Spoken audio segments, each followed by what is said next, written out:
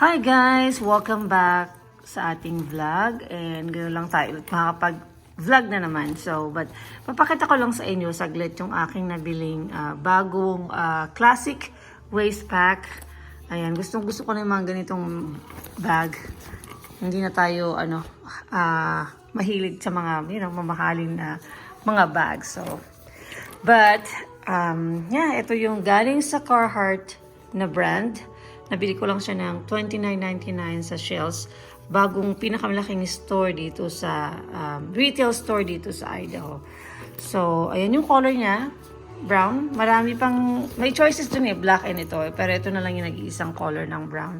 Siguro popular color. Kasi maganda naman talaga yung color niya.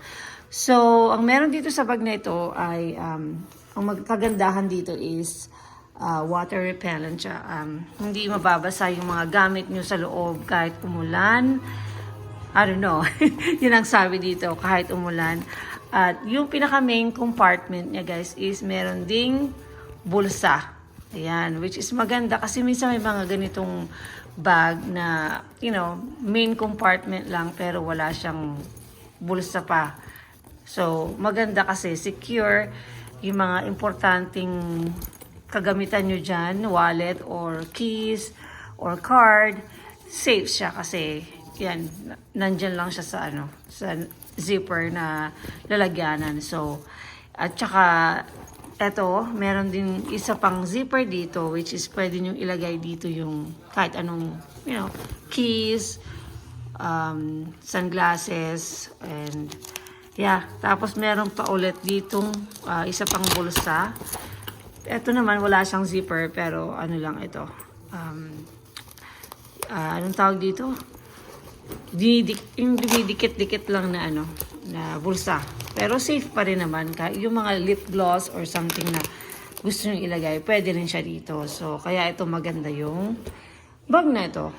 So, tapos ito, adjustable din guys. Pwede nyo i-adjust according sa height nyo, according sa kung gano'n nyo gustong yung height ng bag, gusto yung sikipan o whatsoever. So, yan.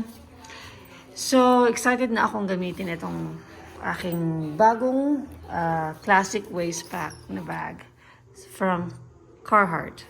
So, yan lang guys. Shinare ko lang sa inyo just in case na naghahanap kayo ng ganitong klaseng bag. Marami akong mga ganitong bag na nabili sa Amazon. Hindi ganitong klase, pero may mga anong tawag dito? Waist pack na ginagamit ko na. Hindi sa waist, minsan sa shoulder. So, sabi lang dyan waist pack, pero pwede rin yung gamitin pa parang shoulder panny pack ba ang tawag dyan? Panny pack or, shoulder bag. So, yan. Alright, thank you guys for watching.